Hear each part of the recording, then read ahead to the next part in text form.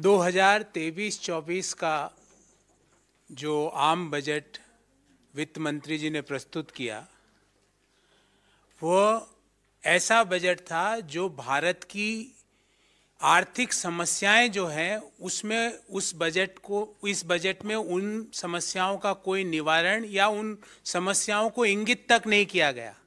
आप सब लोगों को जान के ताज्जुब होगा कि पूरे बजट में बेरोजगारी, गरीबी, आर्थिक असमानता शब्द का प्रयोग तक नहीं किया गया।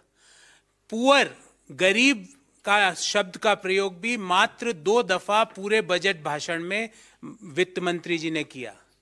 इससे ये समझ में आ जाता है कि ये आम बजट किसके लिए बनाया गया था और इसका फोकस कौन था।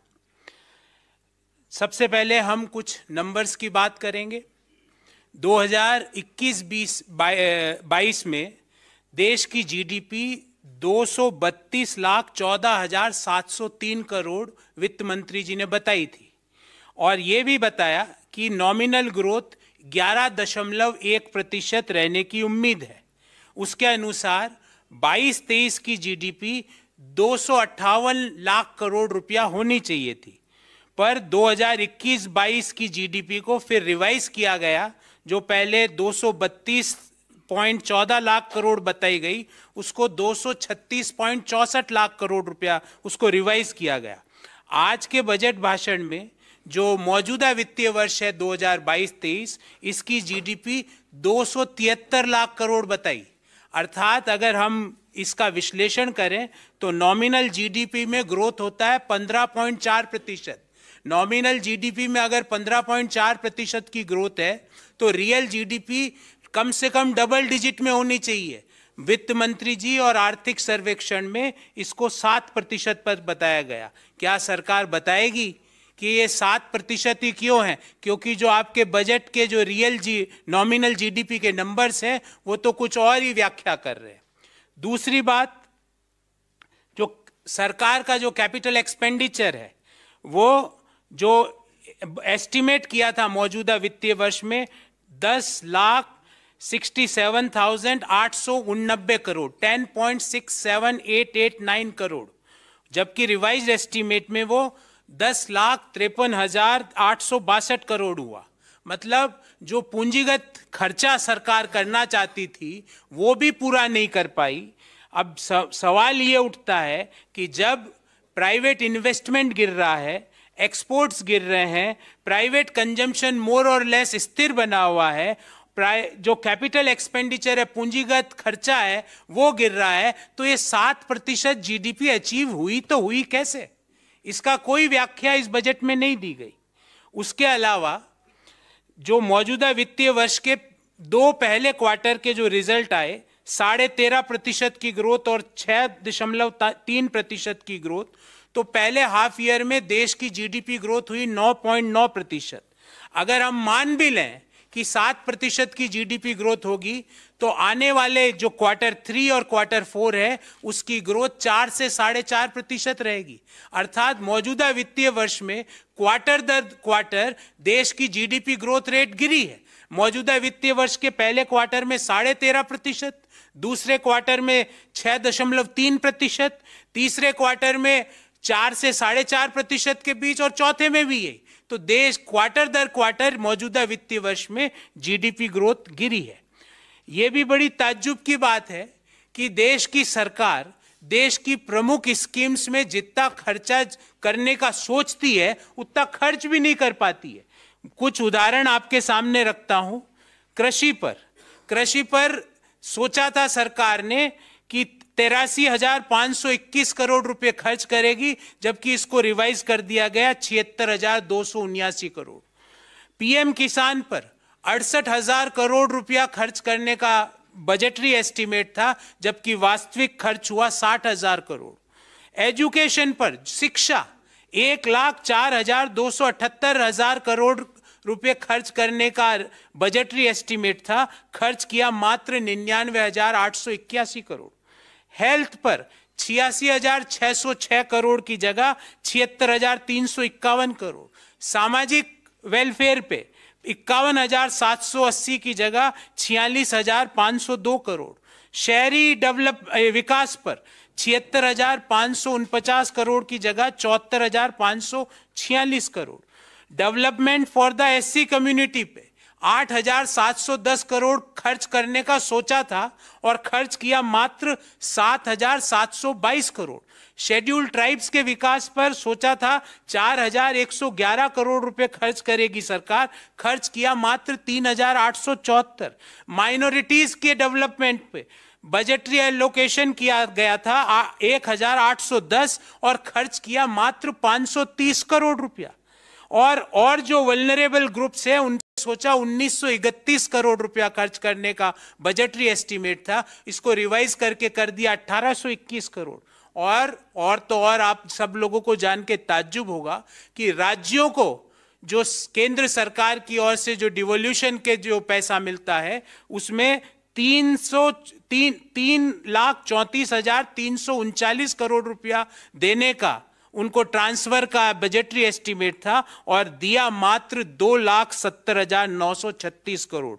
अर्थात ये 64,000 करोड़ रुपया राज्यों का जो हक था उनको नहीं मिला। अब करों की बात करते हैं। कोई मेजर करों में कटौती नहीं की गई, सिवाय जो न्यू टैक्स रिजीम में जो लोग ऑप्ट करते हैं उनमें छोटा सा मार्जिनल फेरबदल किया गया। जो इनडायरेक्ट टैक्सेज है उसमें कोई कटौती नहीं की गई। जो पेट्रोल है, डीजल है, सीमेंट है, फर्टिलाइजर्स हैं, इनके दाम यथावत बने हुए हैं। जो जीएसटी की इरेशनल दरें हैं उसमें कोई रैशनलिटी नहीं लाई गई। और जो केंद्र सरकार बहुत सारे सेसेस इकट्ठे करती है, और ध्यान रहे सेस का पैसा राज्यों को नहीं मिलता है, वो सीधा केंद्र सरकार के पास जाता है। उन सेसेस में भी सरचार्जेस में भी किसी तरह की कोई कटौती नहीं की गई। तो सवाल ये उठता है कि ये बजट से किसका फायदा हुआ। एक बात तो सत्य है कि इससे गरीब लोगों का कोई फायदा नहीं हुआ। जो युवा पीढ़ी है जो रोजगार की तलाश कर रही है उनका भी कोई फायदा नहीं हुआ। जो लोगों को नौकरी से निकाला गया है पिछले 2 साल 1 साल में उनको भी कुछ नहीं मिला। जो टैक्स पेयर्स है जो कि समय पर कर देते हैं उनको भी कोई बड़ा रिलीफ नहीं मिला। जो माताएं बहनें गृहिणियां हैं उनको भी किसी तरह का फायदा नहीं हुआ। और वह हर एक व्यक्ति जो भारत के बारे में सोचता है उनको भी आज के बजट से सिर्फ और सिर्फ निराशा और हताशा हाथ में लगी। ये बजट मुख्य रूप से उन लोगों के लिए इंगित किया गया था जिनके पास देश की अधिकांश वेल्थ है। और जो रिपोर्टें आई है ऑक्सफैम की रिपोर्ट या और जो इनइक्वालिटी रिपोर्ट है, आपको पता होगा कि 1% भारतीयों के पास देश की कितनी कुल संपत्ति है। हाँ, एक चीज बड़ी स्पष्टता से इस बजट में बाहर निकल के आई कि ये बजट अहमदाबाद की गिफ्ट सिटी को जरूर फोकस करना चाहता है और उसको एक मेजर बिजनेस हब के रूप में डेवलप करना चाहता है, फाइनेंशियल सेंटर के रूप में डेवलप करना चाहता है, वाणिज्यिक सेंटर के रूप में डेवलप करना चाहता है।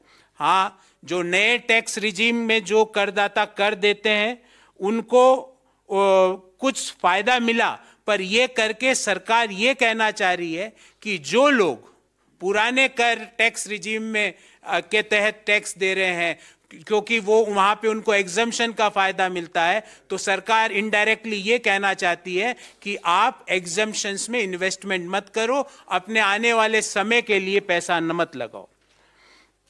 आर्थिक सर्वे ने साथियों बहुत सी देश के सामने आने वाली चुनौतियों के बारे में बताया था। हमें उम्मीद थी कि वित्त मंत्री उन चुनौतियों का किस तरह सामना करेंगे उसके बारे में विस्तार से अपने बजट भाषण में उल्लेख करेंगे। मैं 3 मुद्दे आपके सामने रखना चाहता हूं। पहला, जो 2023 का वर्ष है इसमें दुनिया की ग्रोथ और दुनिया की ट्रेड स्लो डाउन होगी, उसका भारतीय अर्थव्यवस्था पर क्या फर्क पड़ेगा, क्या इंपैक्ट पड़ेगा, वित्त मंत्री जी इसके बारे में बिल्कुल खामोश थी। दूसरा, दुनिया की बड़ी अर्थव्यवस्थाएं रिसेशन में जाएगी, उसके कारण देश की अर्थव्यवस्था पर क्या फर्क पड़ेगा, इसके बारे में इस बजट में किसी भी तरह का उल्लेख नहीं किया गया। और लास्ट, जो वैश्विक सिक्योरिटी सिचुएशन है उसके बाद जो और आगे आने वाले समय में और ज़्यादा डेट्रियोट करेगी, उसके बारे में भी इस बजट में किसी तरह का उल्लेख नहीं है।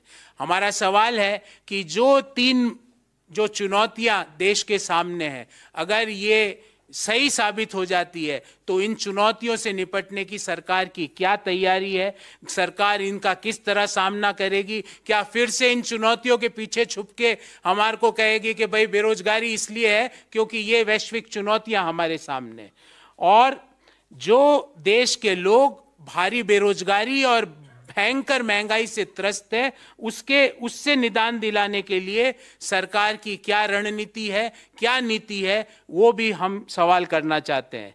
ये सारे सवाल ना तो कल जो आर्थिक सर्वे प्रस्तुत हुआ उसमें इन सवालों का उत्तर दिया गया, ना वित्त मंत्री के आज के बजट भाषण में इनका उत्तर दिया गया। तो हम यही कहेंगे कि देश के अधिकांश लोगों के लिए ये बजट उनकी आकांक्षाओं, इच्छाओं और उनकी उम्मीदों पर बिल्कुल भी खरा नहीं उतरा है।